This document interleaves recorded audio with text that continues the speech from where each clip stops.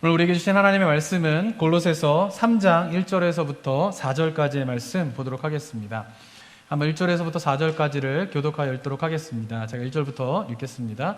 그러므로 너희가 그리스도와 함께 다시 살리심을 받았으면 위의 것을 찾으라. 거기는 그리스도께서 하나님 우편에 앉아 계시느니라. 위의 것을 생각하고 땅의 것을 생각하지 말라. 이는 너희가 죽었고 너희 생명이 그리스도와 함께 하나님 안에 감추어졌음이니라. 우리 생명이신 그리스도께서 나타나실 그때에 너희도 그와 함께 영광 중에 나타나리라. 아멘. 자, 우리 성도님들은 십자가 하면은 어떤 이미지가 떠오르십니까? 아마 현대인들에게 물어봤을 때에 십자가 하면 뭐가 떠오르십니까? 라고 물어본다면 많은 사람들은 십자가 하면 사랑이 떠오릅니다. 희생이 떠올립니다. 거룩함이 떠오릅니다. 신령함이 떠오릅니다. 이렇게 대답을 할 것입니다. 자, 그러나 예수님이 십자가에 못 박혀 돌아가실 때에 십자가는 사람들에게 어떤 의미였을 거라고 생각이 드십니까? 이 십자가의 처형은요, 유대식의 처형 방법은 아니었습니다. 잔인하기로 유명한 헤롯 대왕도요, 이 십자가 처형은 직접 거행한 적이 없다고 합니다. 이 십자가 처형은 굉장히 인류의 역사 속에서 사람을 가장 잔인하게 죽일 수 있는 방법인데, 이 시작은 페니키아에서 시작이 되었고, 그 다음에 로마 제국에서 이걸 보편적으로 사용하게 되었다라고 합니다. 인류 역사 속에서 가장 고통스럽게 사람을 죽이는 방법인 십자가의 처형은 육체적인 고통뿐만 아니라 가장 치욕스럽고 가장 모멸감을 당하면서 죽게 하는 방법이 바로 십자가 처형의 방법입니다. 원래 십자가 처형에는요, 십자가에 매달릴 때는 온몸이 벌거벗긴 채에 십자가에 매달리게 된다라고 합니다. 그런데 우리 예수님은 이제 다 벌거벗긴 채 알몸으로 십자가에 매달리지 않으셨는데요. 그 이유는 무엇 때문이냐면은 이 십자가 처형이 유대 지역에서 이루어졌기 때문에 그렇습니다. 유대의 관례에는 누군가를 처형할 때에 이렇게 수치를 주면서 처형하지를 않습니다. 그래서 이 몸을 다 발가벗고 처형하는 것은 유대 관례상 그것은 어긋나기 때문에 예수님은 다 발가벗긴 채 이제 십자가에 매달리지 않았지만 원래 십자가 처형은 알몸으로 십자가에 매달리는 것이죠. 알몸으로 십자가에 매달린 채 지나가는 사람들이 그 모습을 다 보면서 지나가는 것이요. 그러니까 십자가의 처형은 얼마나 굴욕적이고 모욕감을 갖게 되는 처형인지를 모릅니다. 그리고는 알몸으로 매달리게 되면은 그 상처난 곳곳에서 피가 흐르게 되면서 그 피냄새를 맡고 맹금류가 와서 새 같은 것들이 와서 그 알몸을 이렇게 쪼아서 살을 뜯어먹는다고 합니다. 그러면은 그 새가 와서 살을 뜯어먹을 때에도 아무런 저항도 하지 못한 채 그냥 매달려 있어야만 하는 것이 바로 십자가의 처형인 것이죠. 피가 천천히 흐르면서 가장 고통스럽게 죽는 방법이 바로 십자가의 처형인 것입니다. 그리고 십자가의 처형에서 이제 죽게 되면은 그 이후에는 어떻게 처리가 되냐 하면은 예수님 같은 경우에는 십자가에서 이제 죽으신 다음에 시신이 내려지면서 아리마대 요셉이 예수님을 정성스럽게 장례를 치러줬지만 본래 십자가에 매달리는 사람은 장례 절차가 없습니다. 그러니까 십자가에서 죽게 되면은 그 십자가의 시신을 어디다 두냐 하면은 그냥 커다란 구렁텅이에다 그냥 갖다 버리게 된다고 합니다. 그러니까 이탈리아의 기록에 보면은 이 십자가에 죽은 사람을 어떻게 처리했는가에 대한 자료가 남아 있는데 거기에 보면 이탈리아 같은 경우에는 장의사가 십자가에 죽은 사람이 이제 십자가 아래 내려오게 되면은 그냥 기다란 이 갈퀴 같은 걸로 그냥 푹 찍어가지고 시체를 질질 끌고 와가지고 구렁텅이에 버려버리게 되고 그 구렁텅이에는 십자가에 죽은 사람들이 이렇게 쌓여가면서 그것이 뭐의 용도로 사용되어지게 되냐면 새의 먹이로 그냥 새들이 그것을 다 뜯어먹고 해골이 남을 때까지 그냥 거기서 버려둔 채 방치하는 그런 것이 바로 십자가 처형의 죽은 사람의 마지막 모습이라고 합니다. 그러니까 십자가 처형을 당한 사람들은 장례도 치러줄 이유도 없이 그냥 새의 모이로 비참하게 죽도록, 그래서 사람들의 기억 속에서 사라지도록 하는 것이 바로 십자가 처형의 방법인 것입니다. 왜냐하면 십자가에 매달린 사람은 신의 저주를 받은 사람이고 그리고 인간 쓰레기로서 기억할 가치도 없는 존재이기 때문에 사람들은 그냥 내어버려 그냥 죽게 내어버려 두는 것입니다. 이처럼 치욕스럽고 가장 경멸의 대상인 그 십자가에 예수님께서 매달리시게 된 것입니다. 그런데 예수님께서 십자가에 매달리시고 난 이후에 놀라운 일들이 벌어지게 되는데 그것은 예수님을 따르던 자들이 그 모욕적인 십자가에 달려 죽은 예수를 죽은 다음에도 여전히 따른다라고 하는 것이에요. 이것이 주변 사람들에게 굉장히 놀라운 일이 됩니다. 그리고 더 놀라운 일이 있게 되는데 그것은 뭐냐면은 이렇게 비참하고 경멸의 상징인 그 십자가에 예수가 달려 죽었는데 그를 따르는 자들이 이야기하는 것은 뭐냐면은 십자가에 달려 죽은 예수가 하나님이라는 것이에요. 인간이 신이 되었다, 인간이 하나님이 되었다라고 하는 개념은 로마나 그리스 문화 속에서는 그렇게 낯선 개념은 아닙니다. 누군가가 인간이 신이 되었다 그러면은 그것을 거부하기보다는 자연스럽게 받아들일 수 있는 문화예요. 왜냐하면은 우리가 아는 것처럼 그리스나 로마의 신화에 보면은 신들이 사는 세상과 인간이 사는 세상이 서로 이렇게 교류하는 것을 볼 수 있습니다. 신들이 인간 사회에 내려오게 되고, 로마 사람들 같은 경우에도 위대한 인물 같은 경우에는 신이 되는 경우도 있었어요. 그래서 로마의 창건자인 로물루스 같은 경우는 신이 되어서 사람들이 신으로 그를 섬겼어요. 그러니까 인간이 신이 된다라고 하는 생각은 그렇게 낯선 개념은 아니었던 것이죠. 그리고 로마 이외에 또 하나의 강대국인 이집트 같은 경우에도 왕은 신이었습니다. 왕을 신으로 모셨죠. 그러니까 이집트에서도 인간이 신이 되었다라고 하는 이야기는 받아들이기 힘든 내용은 아니었습니다. 그런데 예수님을 따르던 제자들이 이야기하는 십자가에 매달린 예수가 하나님이시다, 십자가에 매달려 죽은 예수가 신이다라고 하는 이야기는 사람들이 받아들이기 힘들었습니다. 왜냐하면 영웅이나 전쟁에서 승리한 사람이나 왕 같은 인간이 신이 되는 것은 사람들이 받아들일 수 있지만, 그러나 가장 경멸과 모욕의 상징인 십자가에 달려 죽은 예수가 하나님이다라고 하는 사실은 받아들일 수 없는 것이에요. 사람들은 십자가가 얼마나 모욕적인 것이냐라고 생각했냐 하면은 십자가에 매달린 사람으로부터 이 심각한 악취가 나게 되는데 그 악취를 맡게 되면은 자신도 오염된다고 생각을 했어요. 그래서 십자가에 오는 그 악취조차도 맡지 않으려고 하는 것이 사람들의 반응이었어요. 그렇게 십자가를 거부했던 것이에요. 로마 제국에서도 십자가가 보편적으로 이루어진 처형 방법이지만 로마 사람들은 그 십자가의 처형이 자신의 민족에서부터 시작했다라고 하는 것을 부인합니다. 왜냐하면은 이렇게 잔인하게 죽이는 십자가의 처형을 고안해낸 민족이 로마 민족이 될 수 없다라고 그들은 생각했기 때문이에요. 그런데 그 십자가 위에서 죽은 예수님이 하나님이다라고 하는 제자들의 말은 사람들이 받아들이기 힘들었던 것이죠. 그래서 그런 말을 하는 제자들을 향하여서 이 미친놈아 그러면서 욕을 했고요. 그리고 심지어는 로마의 군인들이 십자가에 달린 예수가 하나님이다라고 하는 그리스도의 말이 전해질 때마다 그 사람들을 죽이고 사람들은 돌로 내리치는 일들이 수년 동안, 오랜 시간 동안 진행되어 왔다라고 하는 것입니다. 그리고 인간이 신이 되었다라고 하는 것을 가장 받아들이기 힘든 민족은 어디냐면 유대인들이에요. 유대인은 여호와 하나님만이 유일한 신이다라고 믿었기 때문에 인간이 신이 된다라고 하는 것을 결코 받아들일 수 없었어요. 그리고 더군다나 나무에 매달린 자는 율법에 보면은 하나님의 저주를 받은 자라고 이야기하고 있는데, 나무에 매달린 예수가, 하나님의 저주를 받은 예수가 신이다, 하나님이다 라고 하는 제자들의 말은 결코 받아들일 수 없었다라고 하는 것입니다. 그런데 놀라운 것은 무엇입니까? 그런 시대적인 상황 속에서 지금은 십자가가 굉장히 거룩한 이미지가 있지만 그 십자가 그렇게 모멸스럽고 혐오스럽고 그런 시대적인 상황 속에서 유대인 출신인 예수님의 12제자들이, 유대인 출신인 예수님을 따르던 많은 사람들이, 그리고 로마와 그리스 문화 속에서 그 십자가에 대한 경멸을 가지고 있었던 그 문화 속에 살던 예수님을 따르던 무리들이, 그들이 가는 곳곳마다 만나는 사람마다 이야기하는 것이 무엇입니까? 십자가에 매달려 죽은 예수가 하나님이라는 것이. 목숨을 걸고라도, 목숨을 잃어버릴 수도 있는데도 끊임없이 제자들이 이야기하는 건 뭐예요? 십자가에 매달려 죽은 예수가 하나님이라는 거예요. 그가 메시아라는 것이에요. 그가 구원자라는 것이에요. 사람들은 다 조롱하고 경멸하고 사람으로서 취급하지 않는 저 미친 사람이다라고 저마다 사람들이 다 손가락질을 하는 그 시대적인 상황 속에서도 예수님의 제자들은 끊임없이 이야기하는 게 뭡니까? 십자가에 매달려 죽은 예수가 하나님이라는 것이, 메시아라는 것이. 그것이 어떻게 가능하겠습니까?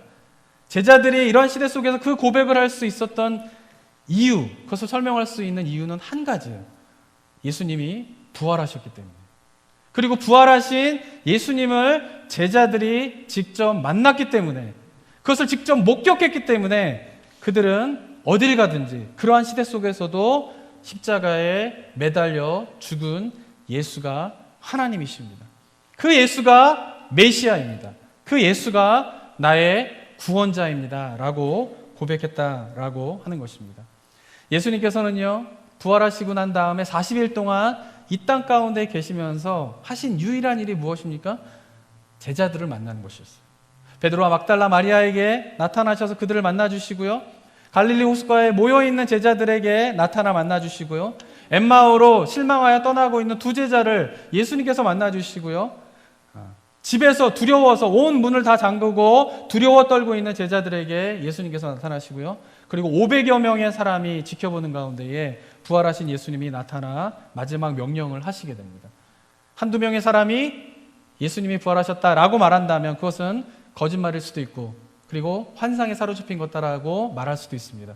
그런데 수백 명의 사람이 십자가가 당시에 얼마나 저주스러운 그런 상징이었는지를 뻔히 느끼고 있는 그 시대 속에서 수백 명의 사람이 십자가에 달려 죽은 예수가 부활하셨다, 예수가 하나님이다, 예수가 메시아다, 구원자라고 이야기할 수 있는 것은, 예수님께서 부활하신 것은 역사적 사실이고 그 부활하신 예수님을 제자들이 직접 만났기 때문에 가능한 것입니다.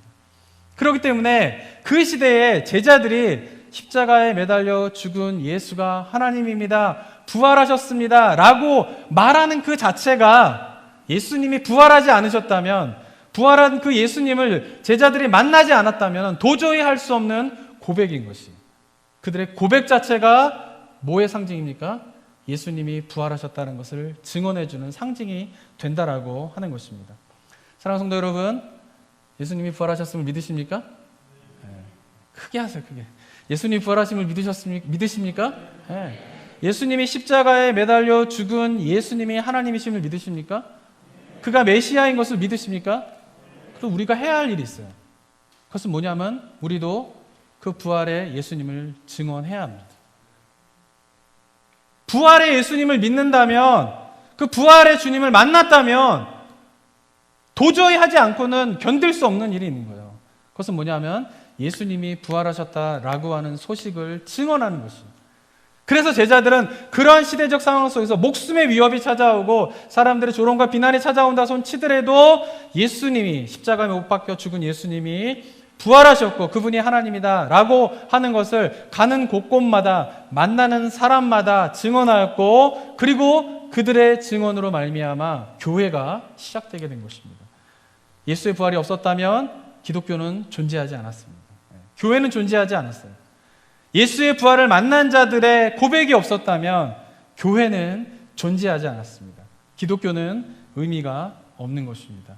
이 아침에 우리가 정말 부활을 믿는다면 우리가 해야 할 일이 무엇인가를 깨닫게 되는 은혜가 저 여러분들 가운데 있게 되기를 소망합니다.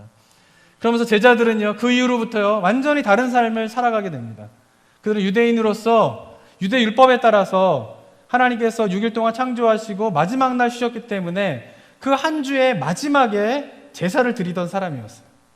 그런데 예수님의 부활을 경험하고 난 다음에 그들은 어떻게 달라지게 됩니까? 한 주의 마지막에 제사를 드리던 사람이 한 주의 시작인 일요일을, 왜? 그날이 예수님이 부활하신 날이기 때문에 한 주의 시작을 어떻게 해요? 부활을 묵상하는 예배를 드리면서 한 주를 시작하게 되는 것이죠. 우리가 매주마다 예배를 드리고 있는데 그 예배의 본질적인 의미가 무엇인가를 우리는 이 부활절을 맞이하여서 기억해야 합니다. 예수님의 부활은요 1년에 한 번 부활절에만 생각하는 것이 아니에요. 부활의 의미는 언제 생각해야 됩니까? 매주 우리가 어떻게 예배를 드립니까? 한 주의 시작을 예배로 드립니다. 네, 한 주의 시작을 예배를 드리면서 그 예배 가운데에 주님이 부활하셨음을 묵상하고 그 부활의 의미가 무엇인가를 깨닫고 그것을 경배하고 찬양하는 것이 바로 뭐예요?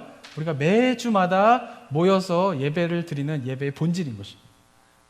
그리고 그리스도인들의 삶은 그렇게 한 주의 시작을 주님의 부활을 묵상하고 주님의 부활을 찬양하면서 예배로 시작한 그 그리스도인들이 각자의 삶에 흩어져서 자기가 살고 있는 삶의 영역에서 만나는 사람마다 이야기해야 할 것은 주님의 부활을 증언하는 것입니다.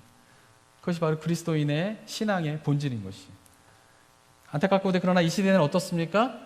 예배의 본질인 우리가 매주마다 주님의 부활을 찬양하며 묵상해야 하는 그 본질이 아닌, 어쩌면 우리는 부활절이 돼서야 부활의 의미가 무엇인지, 부활절이 돼서야 그 부활의 삶이 무엇인가를 묵상하고 있는 모습은 아닌지 돌아봐야 할 것입니다. 그리고 한 주의 시작을 주님의 부활을 바라보면서 예배를 드렸으면 흩어져서 주님의 부활을 고백하는 그 신앙의 본질이 있어야 되는데, 과연 우리는 그 주님의 부활을 얼마나 고백하며 살아가는지 돌아보는 우리 모두가 되었으면 좋겠습니다. 이 시대가 점점 교회가 시대 속에서 점점 빛을 잃어간다라고 이야기를 하고 있습니다. 이유가 무엇 때문일까요? 저는 예배의 본질을 잃어버리기 때문입니다. 왜? 예배의 본질은 예수의 부활을 찬양하는 것입니다. 그리고 예수의 부활을 우리가 묵상하는 것이, 그것이 회복되어진다면 기독교의 다시 한번 빛의 역할은 저는 회복될 거라고 믿습니다. 또한 그리스도인의 신앙의 본질이 회복되어야 합니다. 그것은 뭐냐 하면 우리가 부활의 주님을 삶의 현장에서 만나는 사람마다 제자들처럼 증언하고 이야기하면서 나아가는 그 신앙의 본질이 회복되어지게 될 때에 다시 한번 이 시대 가운데에 부흥의 역사가 일어날 줄을 믿습니다. 우리가 좀 그런 소망을 가지고요, 이 부활절에 우리가 회복해야 할 예배의 본질, 우리가 회복해야 할 신앙의 본질이 무엇인가를 다시 한번 깨닫고 결단하는 은혜가 우리 성도님들 가운데 있게 되기를 주님의 이름으로 축원합니다. 자, 오늘 우리가 예수의 부활을 믿는 자라면 오늘 본문 속에서 그 부활을 믿는 자가 살아가야 할 중요한 삶의 원리에 대해서 사도 바울이 골로새서에서 이야기를 하고 있습니다. 예수의 부활을 믿고 고백하는 자들이 기억해야 할 첫 번째 사실이 있습니다. 그것은 뭐냐면 오늘 읽은 본문의 3절의 말씀입니다. 한번 3절의 말씀 다시 한번 읽어보도록 하겠습니다. 시작.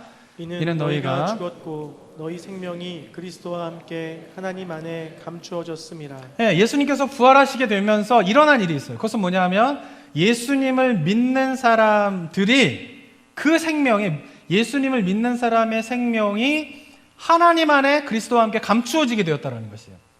그러니까 이 말이 무슨 말이냐, 하나님 안에 우리의 생명이 감추어졌다라고 하는 말은 뭐냐면요, 예수님께서 부활하시고 난 이후에 그를 믿는 자는 예수님이 부활하신 것처럼 어떤 일이 약속되어져 있냐 하면 주님이 다시 오시게 될 때에 주님이 부활하신 그 부활체와 동일한 모습으로 우리도 부활하게 된다라고 하는 것이에요.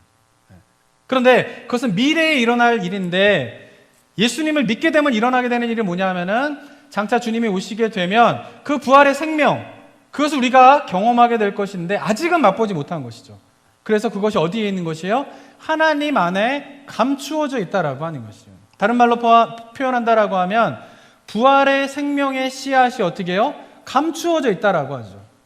그렇지만 어떻게 해요? 그 씨앗은 결국 어떻게 되는 거예요? 생명의 열매를 맺히게 된다는 거죠. 언제? 주님이 다시 오시는 그날에 우리도 다 함께 부활하여서 부활체로서 주님과 함께 영원한 새하늘과 새 땅으로 들어가게 된다라고 하는 그 부활의 생명이 어떻게 해요? 예수 그리스도를 믿게 되면 하나님 안에서 감추어지게 된다라고 3절에서 이야기를 하고 있는 것입니다.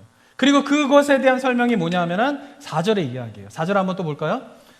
4절 한번 또 읽어보겠습니다. 시작. 우리 생명이신 그리스도께서 나타나실 그때에 너희도 그와 함께 영광 중에 나타나리라. 네, 그가 나타나실 때 우리도 영광 중에 나타나리라 라고 하는 말은 뭐냐 하면 우리도 예수님의 부활처럼 어떻게 되는 거예요? 부활하게 된다는 거예요.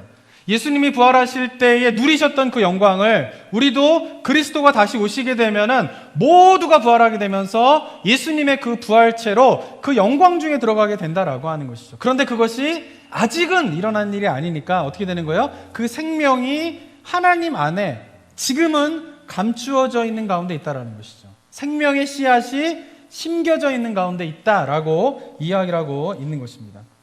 만약 우리가 부활을 믿는다면요, 우리는 예수님이 남자를 경험하지 않은 동정녀로부터 나왔다라고 한 사실을 믿을 수 있습니다. 부활을 믿는다면, 죽은 자가 살아난 것을 믿는다면, 동정녀에게서 태어났다라고 하는 것도 믿을 수 있는 것이죠.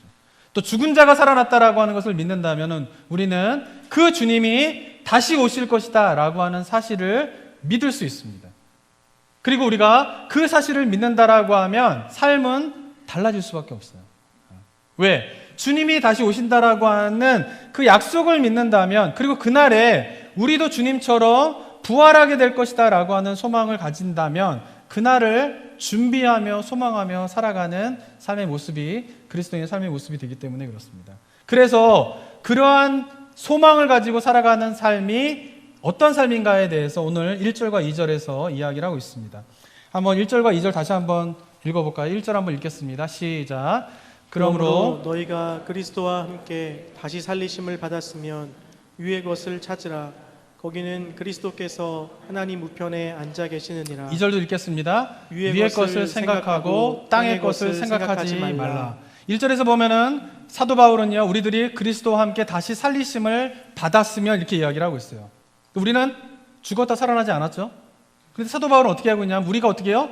그리스도가 죽었다 살아난 것과 함께 우리도 어떻게 했다라는 거예요? 죽었다 살아나게 되었다라는 것이요. 그 말은 무슨 말이냐? 아까 3절에서 이야기한 것처럼 그 부활의 씨앗이 어떻게 해요? 숨겨져 있기 때문에 사도 바울은 이렇게 이야기를 하고 있는 것이죠. 자, 그런데 우리말 번역에서는 마치 이것이 너희가 그리스도와 함께 다시 살리심을 받았으면 해서 이것이 가정법과 같이 이해할 수 있는데, 이것은 가정법이 아니라 우리나라 말로 다시 좀 번역한다라고 어떻게 번역할 수 있냐면, 너희가 그리스도와 함께 다시 살리심을 받았으므로 어떻게 하는 거예요? 위의 것을 찾으라, 이렇게 얘기하는 것이에요. 그러니까 부활을 믿는 사람은 어떻게 해요? 그리스도와 함께 다시 살아난 것이에요. 그러면 반드시 해야 할 일이 있는데, 그것은 뭐냐면 위의 것을 찾으며 살으라는 것이에요. 그러니까 위의 것을 찾아도 되고 안 찾아도 되는 것이 아니라, 너희가 그리스도와 함께 다시 살리심을 받았기 때문에 너희가 해야 할 일은 뭐예요? 위의 것을 찾으며 살아라는 것이에요. 그리고 2절에서 땅의 것을 생각하지 말고 위의 것을 생각하며 살라라고 말씀하고 있다라고 하는 것입니다. 우리가 왜 예수님의 부활을 믿는다면 위의 것을 찾으며 생각하며 살아야 합니까? 위에 하늘의 보좌가 있기 때문에 그래요. 그리고 그 하늘의 보좌 우편에 우리가 믿는, 부활하셨다라고 믿는 부활하신 예수님이 보좌 우편에 계시기 때문에, 부활을 믿는 자라면 그 부활하신 주님이 계신 위의 것을 찾고 위의 것을 생각하며 살아가야 한다라고 이야기하고 있는 것입니다.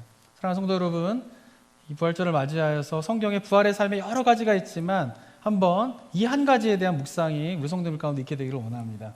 부활한 자는 어떻게 살아야 됩니까? 위의 것을 찾으며 살아야 돼요. 땅의 것을 생각하지 말고 위의 것을 생각하면서 살아야 한다라고 하는 것입니다. 그럼 어떤 분들은 이렇게 이야기하면은, 그러면은 이 땅에서 삶과 단절돼가지고 살으란 말입니까? 라고 생각할 수 있어요. 그리고 실제로 역사 속에 보면은 이러한 말들을 실제 우리의 삶과 단절된 삶으로 생각하면서 위의 것을 찾고 위의 것을 생각한다라고 살아온 신앙의 오류들도 있습니다. 그러나 위의 것을 찾고 위의 것을 생각한다라고 하는 의미가 무엇인지, 그것이 이 세상의 단절과 아니라 이 세상에서 이 땅에서 살아가지만 그러나 우리가 위의 것을 찾고 위의 것을 구하면서 살아가는 삶이 무엇인가를 예수님은 구체적으로 정확하게 말씀하고 계세요. 어디 있냐면 누가복음 12장 33절에 보면 나와 있습니다. 한번 읽어보겠습니다. 시작. 너희 소유를 팔아 구제하여 낡아지지 아니하는 배낭을 만들라. 곧 하늘에 둔 바 다함이 없는 보물이니 거기는 도둑도 가까이 하는 일이 없고 좀도 먹는 일이 없느니라. 네, 하나님의 명령이 뭐냐면 제자들을 향하여서 하늘의 보화를 쌓아두는 삶을 살아라라고 명령하고 있어요. 근데 하늘의 보화를 쌓아두는 삶이 뭐냐 하면 뭐 하라는 거예요? 너희 소유를 팔아 뭐 하라는 거예요? 구제하라는 것이에요. 너희 소유를 팔아 구제하는 것이 뭐예요? 하늘의 보물을 쌓는 삶이다. 하늘을 구하는 삶이다. 하늘을 생각하는 삶이다 라고 예수님이 분명하게 이야기하고 있다라고 하는 것이죠. 또 마태복음 19장에서도 비슷한 이야기를 또 하시게 됩니다. 21절 한번 읽어보겠습니다. 시작.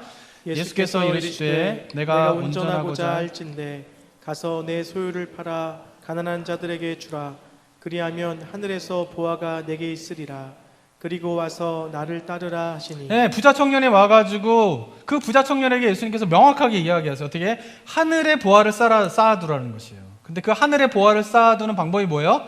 이 땅에서 뭐예요? 내 소유를 팔아 가난한 자들에게 주라는 것이에요. 하나님의 명령은 클리어합니다. 명확해요. 근데 문제는 뭘까요? 하나님의 명령은 그렇게 복잡하지 않고 단순하고 명확한데, 문제는 그 예수님의 명령 앞에서 부자 청년이 어떻게 됩니까? 22절에 보면은 재물이 많음으로 이 말씀을 듣고 근심하여 갔다라고 되어 있습니다. 어쩌면 하나님께서 부활을 너희가 믿는다면 하늘의 것을 구하고 하늘의 것을 생각하라 라고 하는 그 명령을 들을 때에 우리는 부자 청년과 같이 근심하며 돌아가시겠습니까? 아니면은 그 주님의 명령에 반응하여 부활을 믿는 삶을 살아가시겠습니까? 예수님을 믿었던 예수님의 부활을 믿었던 12제자를 비롯한 초기 기독교인들은요, 이 가르침을 있는 그대로 실천했습니다. 하늘의 것을 생각하라, 하늘을 구하라, 그것이 자기의 소유를 팔아 가난한 자들에게 주는 것이다 라고 하는 그것을 있는 그대로 실천을 했습니다. 좀 전에 말씀드렸지만요, 1세기 당시에 십자가는 혐오의 대상이었어요. 아무도 십자가를 바라보기도 듣기도 싶어 하지 않았어요. 그런데 십자가에 매달려 죽은 예수가 하나님이다 라고 하는 이 그리스도인들의 말에 어느 순간부터 사람들이 반응하기 시작합니다. 미쳤다, 아니면 돌로 내려쳐 죽이고 혐오하고 경멸하던 사람들이 어느 순간인가 그리스도인들이 십자가에 매달려 죽은 예수가 부활하셨다, 그가 하나님이다 라고 하는 말을 듣기 시작합니다. 이유가 무엇 때문인지 아십니까? 그들의 삶의 모습 때문이에요. 당시 로마에서는요, 가난한 자들을 돕는 것은 어리석은 일이다라고 하는 생각이 팽배해져 있었습니다. 지금은 뭐 교회를 다니던 교회를 다니지 않던 공통적으로 그냥 가난한 사람들을 돕는 거, 나보다 연약한 사람들을 돕는 거는 좋은 일이야 라는 정서가 있잖아요. 꼭 교회 안 다녀도 예수님을 믿지 않아도 얼마나 다른 사람을 돕는 일에 열심히 하는 사람들이 많이 있잖아요. 왜냐하면 보편적인 정서이기 때문에 그래요. 그런데 로마 시대 때는요, 초기 기독교가 있었던 그 로마 제국에서는요, 가난한 자들을 돕는 것은 어리석다라고 이야기했어요. 그들이 생각하고 있는 신들은 어떻게 생각했냐면, 신들은 가난한 사람들을 좋아하지 않는다라고 생각을 했어요. 종교 지도자들이 그렇게 가르쳤어요. 그리고 로마의 그리스에 얼마나 훌륭한 철학자들이 많습니까? 인류 역사 속에서 그들의 철학을 계속 배우는 그런 훌륭한 철학자들이 얼마나 많이 있습니까? 그런데 그 철학자들도 가난한 자들에게는 동정할 가치가 없다라고 가르쳤어요. 거지들은요, 일제히 검거해가지고 해외로 이주시켜버리는 것이 옳다라고 생각하면서 로마를 비롯해서 로마의 여러 도시국가에서는 그 가난한 자들을 따로 모아서 이주시키는 일들을 했다라고 하는 것이에요. 그런데 이 가난한 자들을 돕는 것은 정말 쓸데없는 일이고, 그 쓸데없는 연민을 갖는 것은 지혜로운 삶을 사는데 아무런 도움이 되지 않는다라고 사람들은 가르치던 그 시대 속에서 자기의 소유를 팔아 가난한 사람들을 돕는 그룹이 생겨나기 시작한 것입니다. 그것이 누구냐 하면 바로 그리스도인들입니다. 뿐만 아니라 그리스도인들은 자기의 소유를 팔아 가난한 자들을 구제하는 일만 한 것이 아니라 고아를 돕는 일들도 하기 시작합니다. 로마 전역에서 있었던 일 중에 하나가 뭐냐면, 사회적인 현상 중에 하나가 뭐냐면요, 갓 태어난 아기가 도로변이나 쓰레기통에 버려진 일이 많았대요.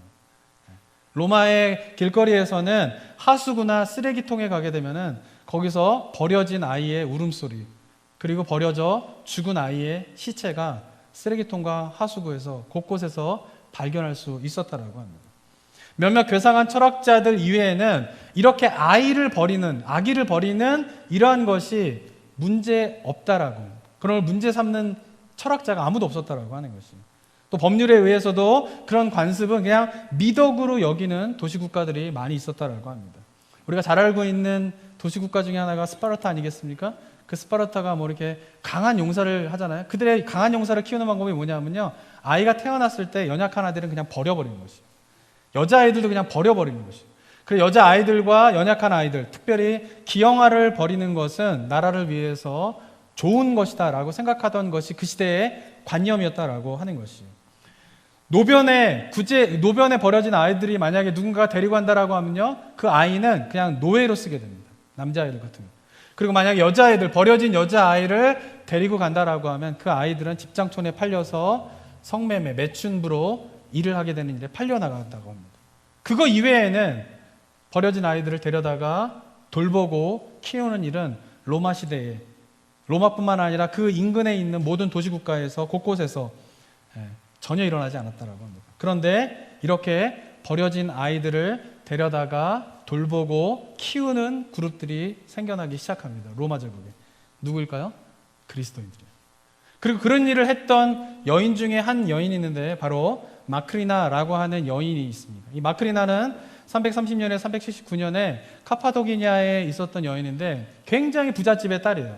근데 부잣집의 딸인 마크리나가 자기의 소유를 다 팔아서 한 일이 뭐냐 하면, 이 카파도기니아는 특별히 어린아이를 버리는 것이 굉장히 되게 많이 벌어지는 지역이었다라고 합니다. 그러면 이 마크리나는 쓰레기통과 하수구에 버려진 아이들을 데려다가 자기의 딸과 자기의 아들로 삼으면서 그들을 정성스럽게 돌봐줬다는 거예요. 어떻게? 자기 소유를 다 팔아 그 고아들을 돌보주는 일을 하게 되었고, 이 마크리나는 캐톨릭에서는 지금 성녀로 추대되어서 추앙을 받고 있는 여자입니다. 근데 이 마크리나와 같은 그런 그리스도인의 삶의 모습, 버려진 아이들을 돌보는 일들이 어떻게 되는 거예요? 로마 제국의 곳곳에서 교회가 세워지게 될 때에 그런 일들이 일어나게 되었다라고 하는 것입니다. 가난한 자를 돌보는 것, 고아를 돌보는 것은 쓸데없는 일이야. 그것은 사회적으로 아무런 도움이 되지 않아. 그건 지혜롭지 못한 일이야. 라고 하는 것이 로마 시대에 팽배져 있는 그 시대 속에서 교회는 자기 소유를 다 팔아 가난한 자들을 돌보고 고아를 돌보고 전쟁에서 부상을 입은 자들을 돌보고 장애인들을 돌보는 일을 했다라고 하는 것이죠. 이유가 무엇 때문일까요? 부활하신 주님이 하늘의 것을 구하며 하늘의 것을 찾으며 하늘의 보화를 쌓으며 살아라 라고 명령하셨기 때문에 초기 기독교인들은 그 일을 하게 된 것입니다. 그리고 서구 사회에서는 점차 그 기독교가 서구 사회의 중심이 되게 되자 서구 사회는 뭐가 되는 거예요? 구제라고 하는 것이 뭐예요? 사회적인 전통이 되어버린 거죠. 만약 기독교가 없었다면, 그냥 로마 제국이 계속 있었다라고 하면 아마 현대 국가에서도 구제라고 하는 것은 국가의 의무로 당연하게 인식되어지는 것이 아니라 어쩌면은 그런 사람들이 다 버려지고 아이들이 다 버려지는 것이 보편화된 그런 세상으로 뒤바뀌었을 수도 있었다라고 하는 것이죠. 그러나 하늘의 것을 구하고 하늘의 것을 생각하며 살아갔던 초기 그리스도인들의 삶의 모습은 인류의 옳음, 공의, 정의의 개념이 무엇인가를 바꿔놨다라고 하는 것이죠. 사랑하는 성도 여러분, 부활절을 맞이해서 우리가 기억해야 할 모습이, 저는 이 모습이 아닌가라는 생각을 하게 됩니다. 초기 기독교인들은요, 그 당시에 저주받던 두 가지의 일을 한 것이에요. 첫 번째는 십자가에 매달려 죽은 예수가 하나님이다 라고 고백하는 것이, 이것은 사람들의 저주를 받는 행동이었어요. 그러나 그것을 멈추지 않았어요. 그리고 또 하나 저주받고 사람들의 손가락질을 받았던 일은 무엇이냐면 자기의 소유를 팔아 가난한 자들을 돕는 일을 했다라고 하는 것이죠. 왜냐하면 그들은 부활하신 주님을 만났고 그 부활하신 주님의 명령이 하늘의 것을 구하며 하늘의 것을 생각하며 하늘의 보화를 쌓으며 살아가라 라고 명령하셨기 때문에 그런 것입니다. 저는 바라기는 이 시대에 저는요, 하늘의 것을 구하는, 하늘의 것을 생각하고 하늘의 보화를 쌓는 그 삶을 우리가 생각하며 살아가는 그리스도인들이, 그런 삶의 모습이 그리스도인들이 회복되게 될 때 어쩌면 앞으로 10년, 50년, 100년 뒤에 인류는 또 새로운 모습으로 변화되지 않을까라는 생각을 갖게 됩니다. 이 부활절을 맞이해서 부활하신 주님의 말씀 잘 기억했으면 좋겠습니다. 너희가 그리스도와 함께 다시 살리심을 받았기 때문에 위의 것을 찾으라. 거기는 그리스도께서 하나님 우편에 앉아 계시니라. 위의 것을 생각하고 땅의 것을 생각하지 말라 라고 하는 이 주님의 명령을 우리가 마음 가운데 깊이 새기며 이 부활절 이후부터 그 삶을 향하여서 걸어가는 우리 성도님들 되시기를 주님의 이름으로 축원합니다. 함께 기도하도록 하겠습니다. 이 시간 기도하며 나아갈 때에 사랑하는 성도 여러분, 우리가 부활절을 맞이하여서 이 자리에 모이게 되었습니다. 각 가정에서 예배를 드리고 있습니다. 성도님들이 생각하는 부활의 의미는 무엇입니까? 정말 내가 죽은 자 가운데에서 살아나신 그 일을, 예수님의 부활을 믿는다면 우리가 해야 할 일이 있습니다. 그것은 예수님의 부활을 증언하는 것입니다. 그리고 또 해야 할 일이 있습니다. 그것은 뭐냐 하면 명령하신 것처럼 하늘의 것을, 위의 것을 구하고 땅의 것을 생각하지 않고 위의 것을 생각하며 살아가는 것입니다. 그리고 위의 것을 소망하며 생각하며 살아가게 될 때에 이 시대 가운데에 그리스도인의 삶은 빛과 소금으로서 세상 가운데 빛나게 될 거라고 저는 믿습니다.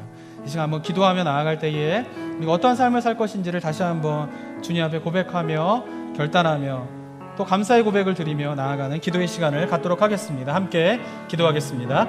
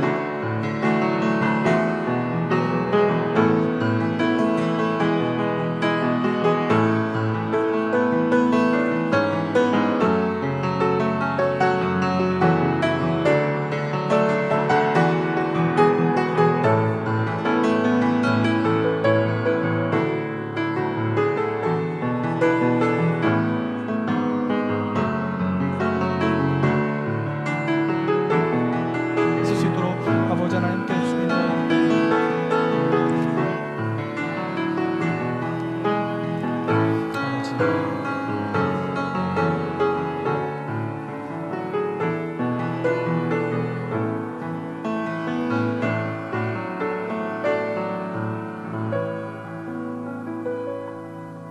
2000년 전 이 땅에 오셔서 십자가에 못 박혀 죽으시며 모든 저주를 받고 돌아가신 예수 그리스도께서 3일 만에 죽음의 권세, 죄의 저주를 끊고 육체로 부활하셨음을 내가 믿습니다. 하나님, 이 시간 그 부활의 의미가 무엇인가를 다시 한번 깨달으며 부활을 믿는 자의 삶을 어떻게 살 것인가에 대한 삶의 고민과 결단이 있는 우리 성도님들 되게 하여 주시옵소서. 특별히 하나님께서 우리에게 명령하고 계신 땅의 것을 생각하지 말고 위의 것을 생각하며 위의 것을 구하며 살아라 라고 하는 그 주님의 명령 앞에 우리가 어떠한 삶을 살 것인가를 다시 한번 결단하며 우리 삶의 방향을 재조정하는 그런 은혜가 있을 수 있도록 인도하여 주시옵고, 그렇게 이 땅의 것을 생각하지 아니하고 위의 것을 생각하며 살아갈 때에 그 부활을 믿는 삶 속에 부어주신 하나님의 은혜와 그 부활의 삶을 통하여서 드러나게 될 하나님의 역사와 그 부활을 믿는 삶을 통하여서 펼쳐지게 될 하나님 나라의 아름다운 모습을 경험하는 우리 성도님들의 삶이 될 수 있도록 인도하여 주시옵소서.